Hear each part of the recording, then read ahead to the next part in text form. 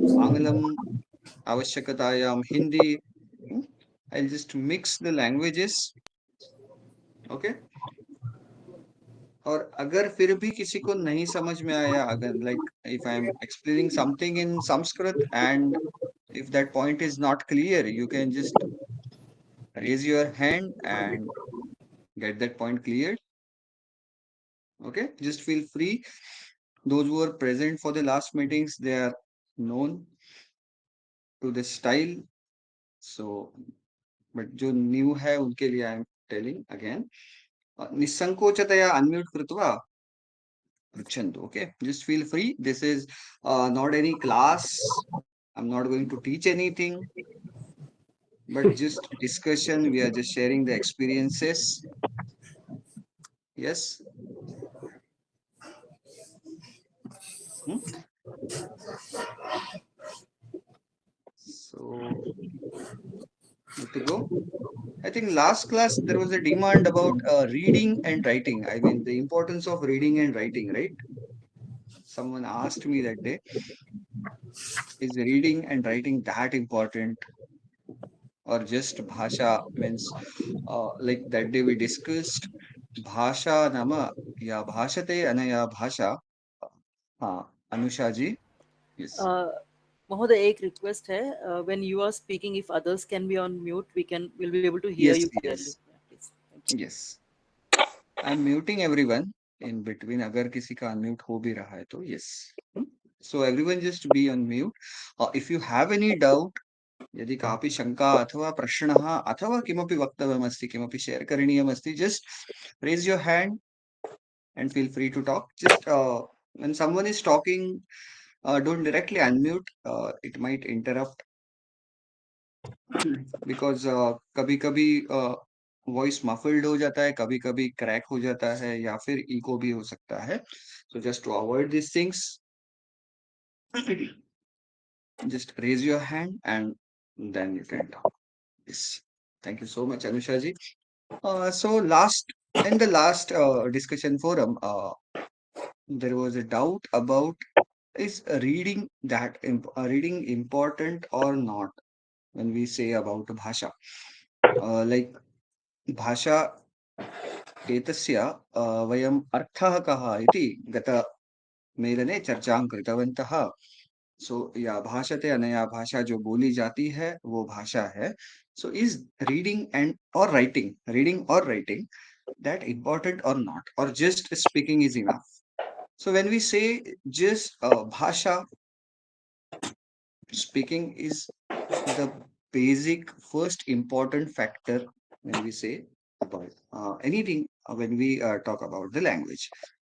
But when we say a complete language, यदा वयं परिपूर्णा भाषा इति उल्लेखं कुर्मः तर्हि तत्र लेखनं नाम भाषणम् इति प्रथमं भवति चेत् अन्ये अपि अंशाः सन्ति.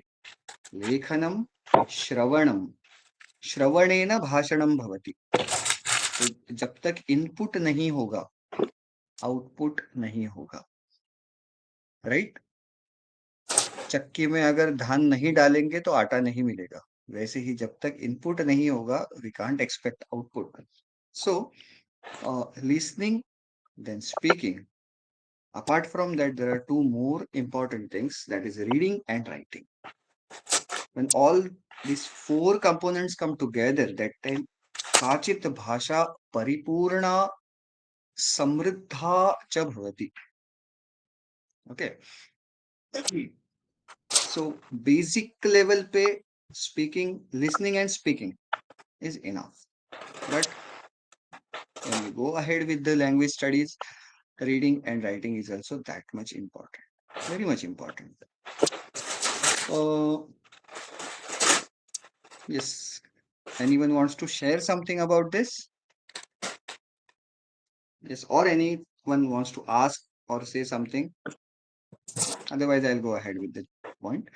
I would request others to switch on the camera. I can see just now only Anusha ji's video. Others also can switch on the video so that, yes. धन्यवाद Rahul ji.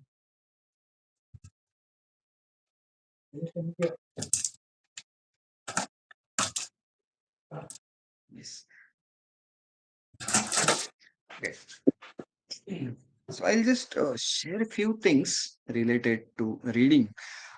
Basically, these are the, as I said in the previous meeting, there are a lot many fun facts that I have seen. मेरे खुद के अनुभव रहे हैं, मम स्वानुभवाः अपि आसन्, कुत्रचित् दृष्टाः अनुभवाः. So अहं तत् I'll just share my screen. Okay, I've just made some content for you all to see, and then we can discuss. Yes. So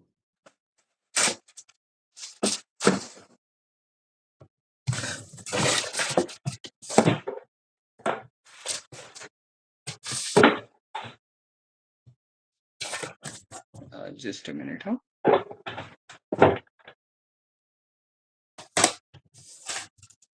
Yes. Can you all see the screen? I'm over there. Yes.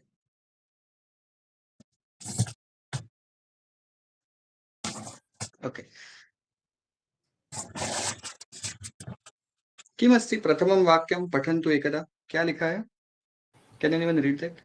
अद्य अस्माकं नगरे संस्कृतदिनम् अस्ति। अद्य अस्माकं नगरे संस्कृतदिनम् अस्ति.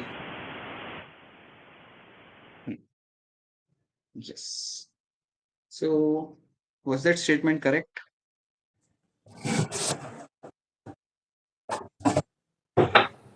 or wrong? Yeah, anyone can speak. Yes, Whatever is written, it's correct or wrong. it's correct.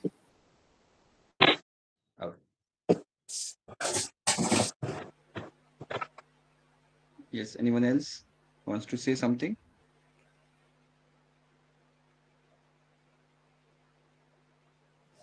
Maybe structure-wise, it is not correct.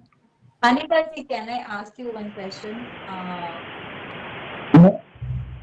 What exactly you can interpret by reading this sentence?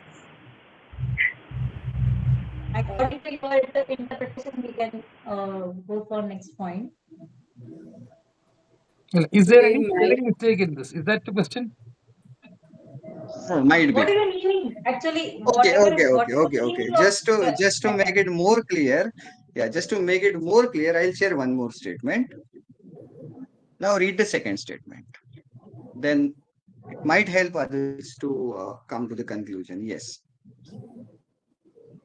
अद्य अस्माकं नगरे संस्कृतदिनम् Asti, हाँ, asti. So Same. both the statements are same. अवगतं Same. महोदय. Avagatam, yes, Anusha ji, you can. Dinam, first sentence, dinam spelling is wrong actually. Okay. That Dirgha Shyam nasti. Nair wants to Rasva. say something. Yes. Shyam Nair ji wants to say something. Yes. Yeah, first one is Deenam. So it is it's wrong. I mean, it's been sick or ill, right? Okay. So that's wrong. Yes, correct. Yes, correct observation. Okay, so let me tell you all what happened, what the joke was. As Shyamji said, or 2-3 people added the same thing. In the first sentence, it's Deenam, and in the second one, it's Dinam. So what happened? Ekada aham ekatra संस्कृतदिनस्य कार्यक्रमः आसीत्. संस्कृतदिनकार्यक्रमः कदाचित् भवन्तः दृष्टवन्तः स्युः. बहुत लोगों ने देखा होगा संस्कृत दिनाचरण होता है. श्रावण महीने की जो पूर्णिमा होती है उस दिन विश्व संस्कृत दिनम भवति. सो अहम् एकत्र वक्ता रूपेण, चीफ गेस्ट रूपेण आहूतः आसम्. सो आई वेंट देयर. हम तत्र मञ्चे उपविष्टः आसम्. तर्हि यः सत्रचालकः आसीत् सः तत्र उद्घोषणं कृतवान्. So the one who was anchoring the event, he said that अद्य अस्माकं नगरे संस्कृतदिनम् अस्ति. So basically दीनम् इति शब्दस्य कः अर्थः? What's the meaning of word दीनम्? Can anyone tell me? To give. Dena. दीन, हाँ हिंदी में भी है, मराठी में भी है ये शब्द दीन. पुअर न पुअर इति अस्ति वा? पुअर इति दीन अर्थः, दीनदयालुता. right? Hmm. So I was just shocked and I was surprised whether that person who was doing the anchoring, he was just trying to give me some hint that in our city actually हमारे city में जो संस्कृत की स्थिति है वो बहुत दीन है. Okay. So I just took it in that way. It might be that person is trying to tell me the actual situation or the actual position of Sanskrit, the present scenario of Sanskrit in the city. Might be. But then after the event, I just took that script, what he was reading, and the actual, what was written, it was correct. The second statement, Adya Asmakam Nagare Samskrita Dinam Asti. Dinam means day, Sanskrit day. But due to wrong pronunciation, ह्रस्व का दीर्घ करने से the meaning totally changed. So that important is reading. If we read appropriately, then we can convey what we want to say. Otherwise, it might happen like what happened with me, what I've experienced. The same thing might happen. So while उच्चारणं reading, we should सम्यक् भवति. उच्चारणं. उच्चारणं Yes. So, यदा वयं पठामः तत्र उच्चारणं न केवलम् उच्चारणम्, अस्माकं दृष्टिः ह्रस्व दीर्घ अथवा हलन्त्यं यत् किमपि अस्ति तत्र अस्माकं दृष्टिः सूक्ष्मा दृष्टिः आवश्यकी. अन्यथा एवं कदाचित् अर्थस्य अनर्थः विपरीतार्थः अथवा अन्यः कश्चन अर्थः अपि भवितुम् अर्हति. अन्यः अर्थः, अत्र तु विपरीत अर्थः जातः. अन्यः अर्थः कथं भवितुम् अर्हति तस्य एकम् उदाहरणमपि दर्शयामि. एतदेकं वाक्यमस्ति, सः कूपीतः जलं पिबति. अर्थात् कोऽपि वक्तुं शक्नोति? कूपे इत्युक्ते वाटर् बाटल्. वाटर् कूपितः बाटल्. इत्युक्ते क्रोधी. क्रोधी अपि क्रोध कूपितः अस्ति. न, न ओके. वा? क्रोधी पर्सन् अस्ति न. क्रोधी व्यक्ति कृते अपि So I have shared the second example. Yes. Now you can see both the examples. Yes, what Mangala, right? What Mangala ji said, Upitaha means क्रोधी. वो सेकेंड वाले सेंटेंस में मीनिंग है. सः अर्थः द्वितीय वाक्ये अस्ति, सः कुपितः जलं पिबति. प्रथम वाक्यस्य अर्थः अस्ति bottle. So he is drinking water from the bottle. But instead of कूपीतः, यदि वयम् अशुद्ध उच्चारणं कुर्मः तर्हि पुनः अर्थः भिन्नः भवति. सः कूपीतः जलं पिबति. So basically I want to say that he is drinking water from the bottle. सः कूपीतः जलं पिबति एतद् आवश्यकम्. किन्तु अनवधानेन अथवा अशुद्ध उच्चारणेन सः कुपितः, so that angry person is drinking water. Just कूपी स्थाने कूपी, दो दीर्घों का ह्रस्व हो गया. So अत्र पुनः गड़बड़ जातम् न वा? Yes. So reading is that important. शायद आप लोगों के भी साथ ऐसे कभी कुछ एक्सपीरियंसेस रहे होंगे. यस, कोऽपि तथा वक्तुम् इच्छति तर्हि कृपया वक्तुं शक्नोति. और किसी को बोलना है, कुछ एक्सपीरियंस है ऐसे किया हुआ, कहीं देखा, कहीं पढ़ा, कहीं सुना? महोदय, अनुशा इसी डर से हम लोग बोलते नहीं है कि ऐसा कुछ ना हो जाए। 90% वही डर रहता है कि मतलब हम बोलने कुछ और चाह रहे हैं लेकिन कुछ और मतलब निकलता है और सामने वाला कुछ और ही समझ के जाता है। योग्यं योग्यम् अयं कश्चन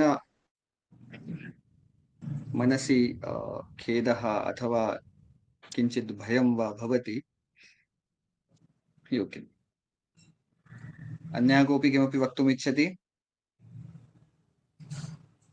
एतत् सदृशः अस्ति एकः व्यक्ति पठति कुरान् मध्ये अस्ति कुरान् मा पठतु कुरान् मा पठतु अतः यः कुरान् न पठितवान् परन्तु अग्रिम पृष्ठे लिखितमस्ति स्नान विना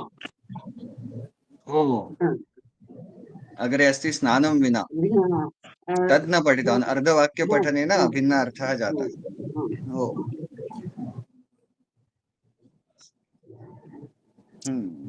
yes Shyamji wants to add something So just wanted to understand the real meaning of Deenam because I have during Bhagavatam classes I have heard this sloka Samsara Sagare Magnam Deenam Mam Karunanidhe.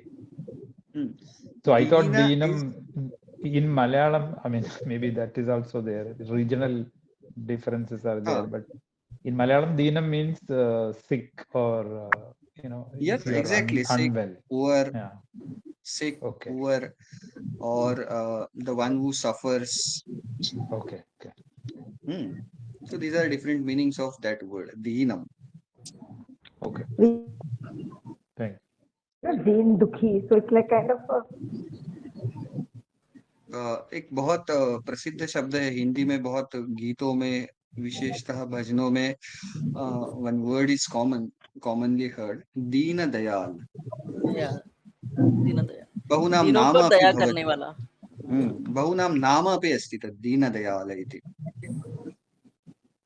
मराठीमध्ये अपि अस्ति दीनदयाळ तदेव दलित समानं दलित अपि अस्ति दयाळ सत्यं सो दीन नाम वास्तविकं गरीब अथवा the one who is suffering poor helpless अपि दीन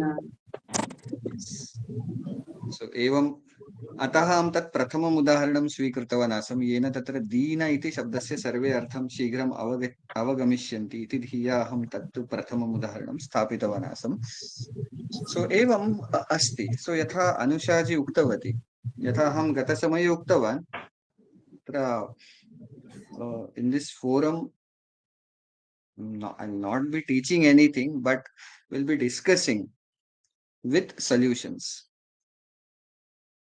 right so tasya solution kim tasya paryayah upayah kah यत् भयं मनसि अस्ति एवं कदाचित् अशुद्ध उच्चारणेन अर्थस्य अन्य अर्थः भवेत् कदाचित् अन्यः अन्य पद्धत्या तत् स्वीकुर्यात् तर्हि किं करणीयम् इति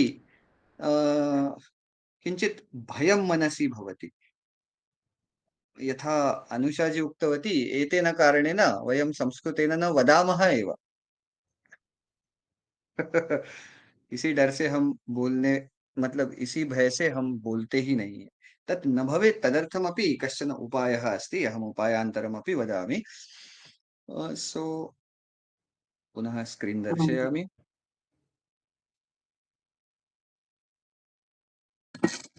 अहं स्क्रीन् यदा दृश्यते वा अहं यदा कदापि संस्कृतेन वदामि तदा प्रथमवारं दोषपूर्ण एव वदामि तदनन्तरम् अहं स्मरामि एतत्तु दोषपूर्णवाक्यमस्ति अहम् एव जानामि एतत्तु दोषपूर्ण एवं भवतु दोषः भवति का हानिः का समस्या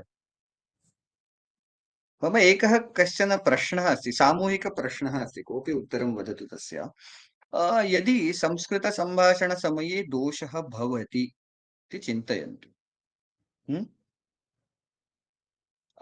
जीवने यदि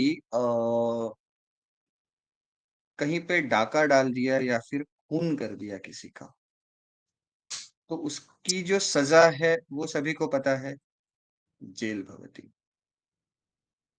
संस्कृत संभाषण समये यदि कश्चन दोषः भवति तो उसकी सजा क्या है, किसी को पता है? Correct कर लो. हाँ, कुछ नहीं. एक्साक्ट्ली। तर्हि का समस्या? किमर्थं भयं? वदामः यथेष्टं। दोषः भवति, दोषः क्षम्यताम् इति उक्त्वा अग्रे गच्छामः, विषयम् अग्रे नयामः। कदाचित् दोषः भवति, भवतु। हम्म? भयं त्यजतु.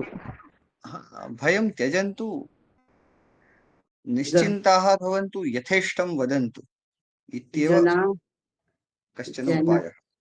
जनाः संस्कृतात् बिभेति एतत् वाक्यं जनाः दृष्ट्वा बिभ्यन्ति, हाँ, बिभ्यन्ति। पञ्चमी अस्ति न, संस्कृतात् बिभेति. जनाः सन्ति अतः बिभ्यन्ति।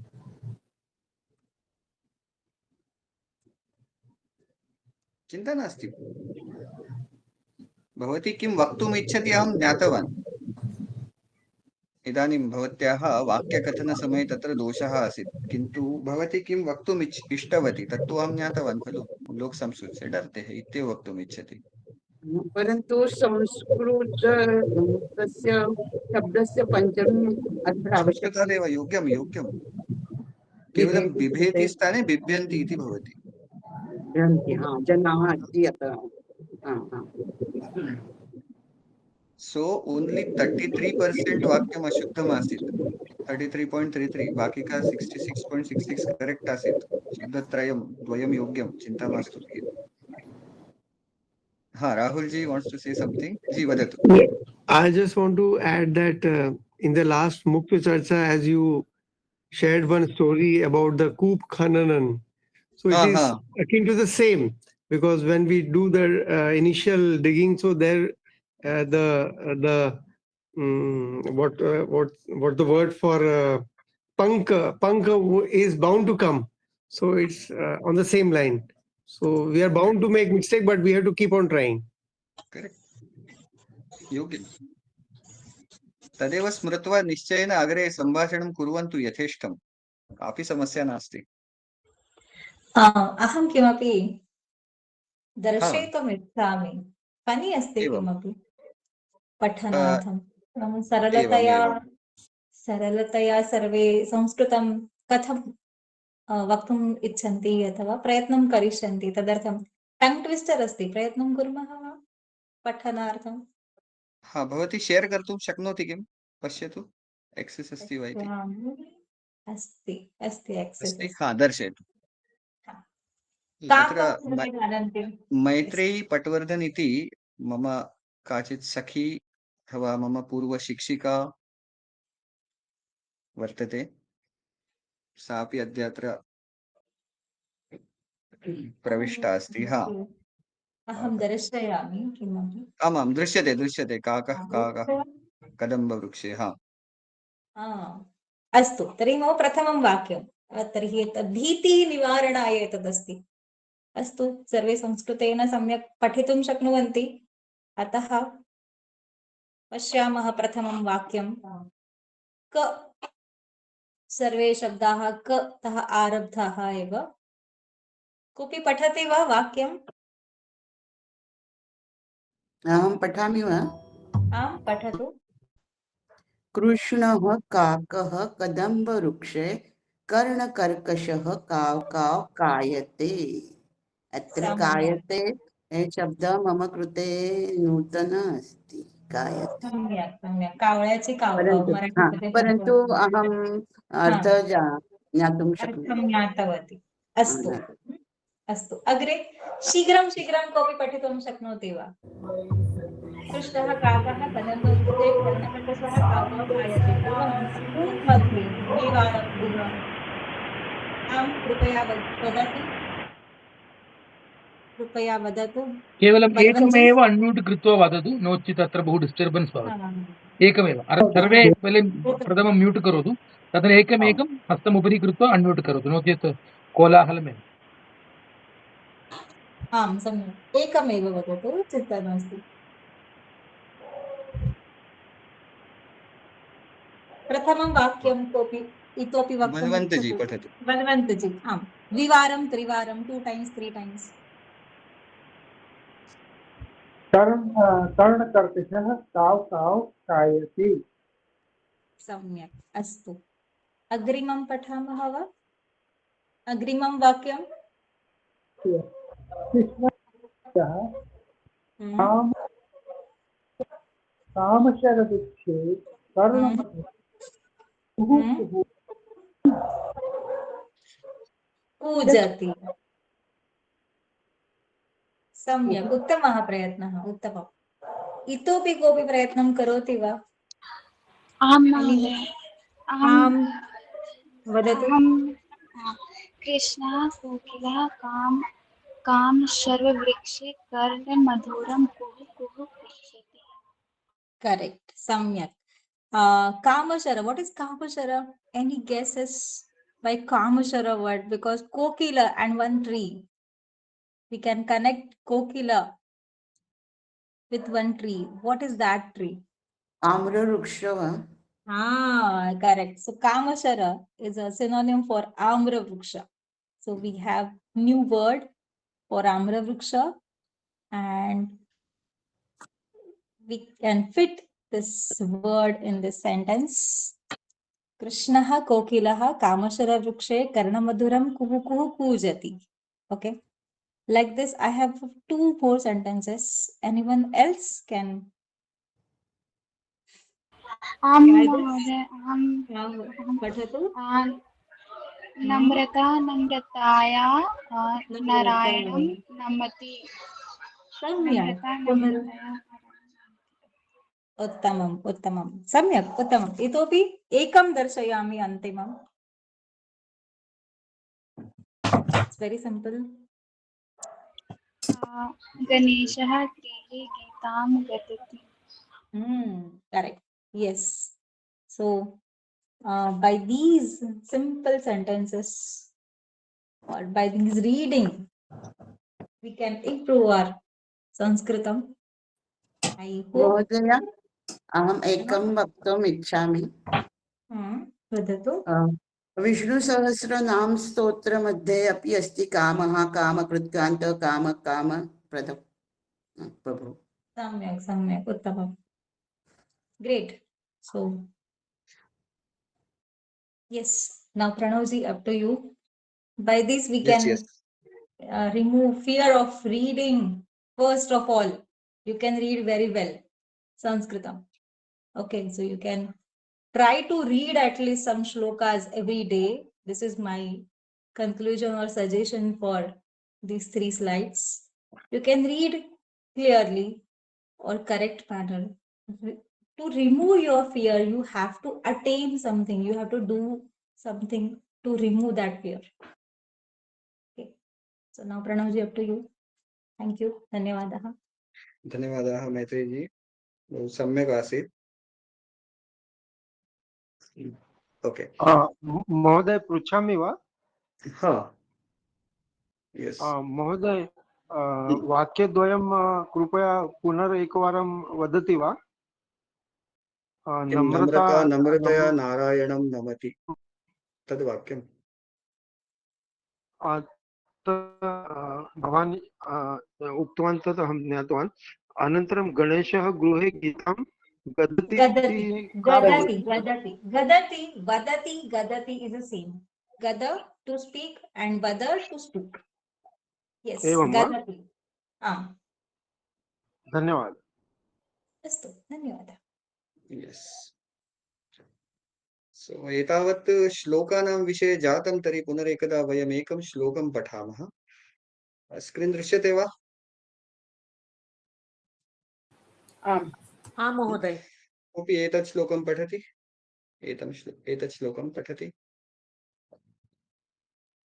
प्रणाली यस् हाँ प्रणाली जी यस् पठतु सचाहं हृदि सन्निविष्टो मतस्मृतिर्ज्ञानमपोहनं च वेदैश्च सर्वैरहमेव वेद्यो वेदान्तकृत् वेदविदेव चाहम्।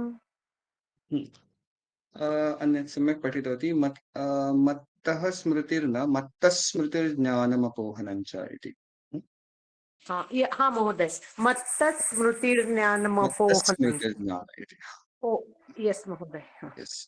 सो अयं कश्चन श्लोकः अस्ति भगवद्गीतायाः 15 अध्यायः यः अस्ति पुरुषोत्तमनामयोग, तत्र 15 अध्याये विद्यमानः एषः श्लोकः।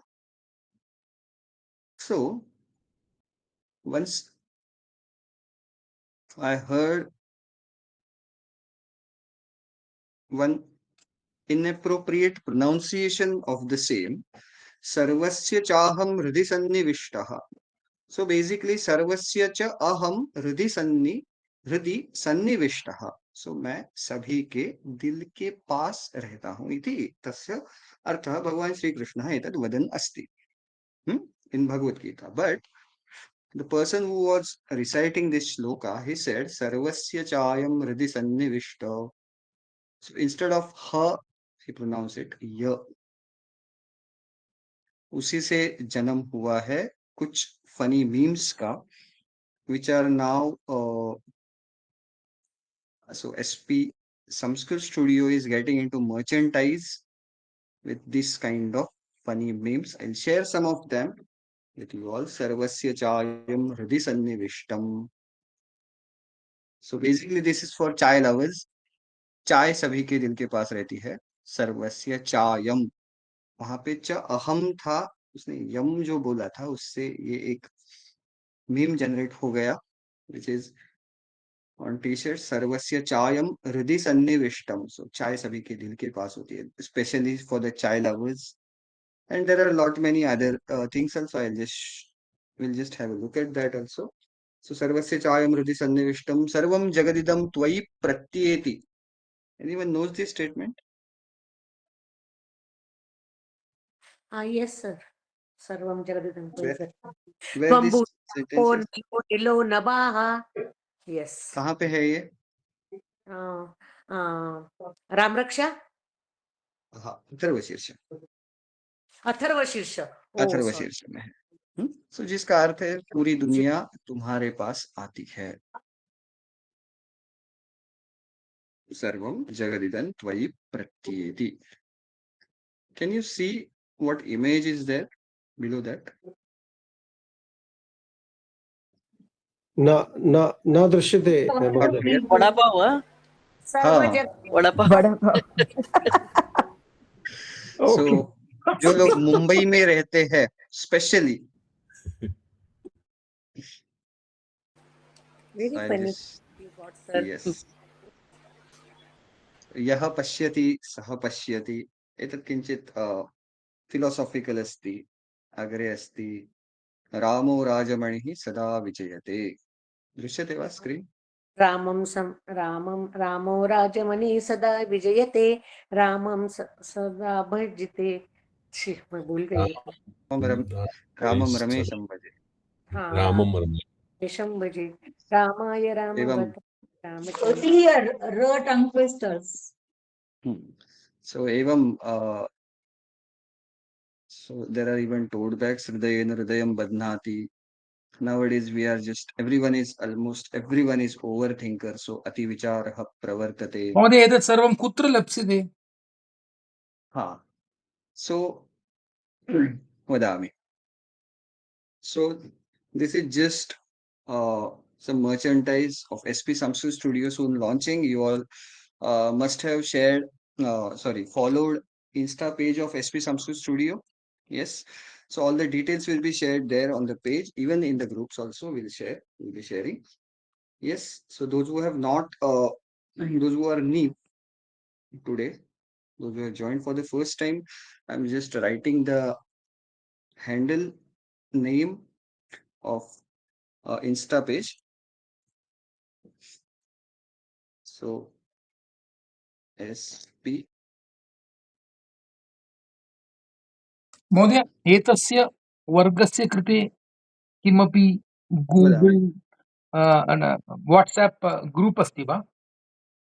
ग्रुप् नास्ति महोदय, किन्तु अचिरात् निर्माणं भविष्यति। हा, करोतु। किमर्थमिति तस्य एकं अहम् लिङ्क् इन्स्टा कृत्वा मध्ये नास्मि, मम कृते वाट्साप् एव एवं सम्यक्। एवं। So those who are using Instagram, I have written the Insta handle name sp_Sanskrit Studio _ again. So they can just follow Insta page. So this program or this forum is started by SP Sanskrit Studio under Sahasramukheshu Sanskritam, the movement that is run for last 3 years. More than 1,500 people they have connected, they are connected with the movement.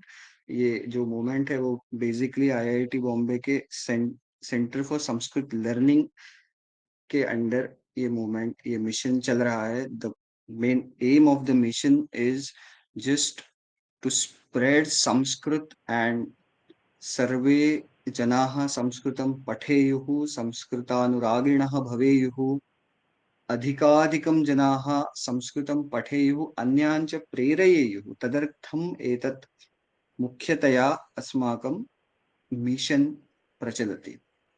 सहस्रमुखेषु संस्कृतम् इति Google कुर्वन्ति चेत् तत्रापि एतद्विषये पठितुं शक्नुवन्ति. हा, बलवन्त जी वदतु. अत्र इदानीं इति तद्सहस्र मुखेषु संस्कृतम् अस्ति. किं किं? तद्सहस्रमुखम्. कति सहस्रमुखम् इति पृच्छति वा? भवतः ध्वनिः किञ्चित् क्रैक् भवति महोदय, स्पष्टं नास्ति. अतः तद्सहस्र 6,000 इति 6,000 अचिरात् भवेत् महोदय. तदर्थमेव वयं प्रयत्नं कुर्मः, प्रयतरताः स्मः. एतत् 6,000 न लक्षमुखेषु संस्कृतं शीघ्रं भवतु. तदर्थं अत्र पवई इत्यत्र बहवः कार्यकर्तारः with help of IIT, CSL and other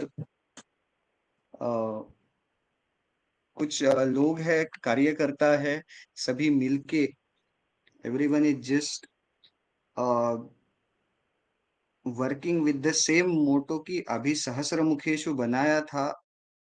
We have reached 1,500 plus people, and as Balwant ji said, अगर सभी लोगों की साथ रहेगी, सर्वे साहाय्यं कुर्वन्ति, अवश्यं 6,000 न लक्षपर्यन्तं शीघ्रं गच्छामः, अचिरात् गच्छामः. तदर्थं भवतां सर्वेषाम् आशीर्वादाः तथा च साहाय्यं, सहयोगः, योगदानं सर्वम् आवश्यकमस्ति.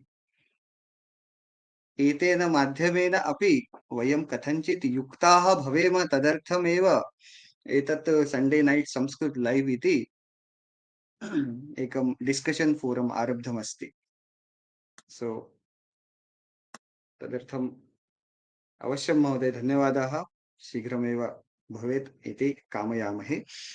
Is anyone wants to say anything? किमपि वक्तव्यमस्ति? यतोहि समयः समाप्तः अस्ति. If anyone wants to add something, otherwise we'll just wind up the session.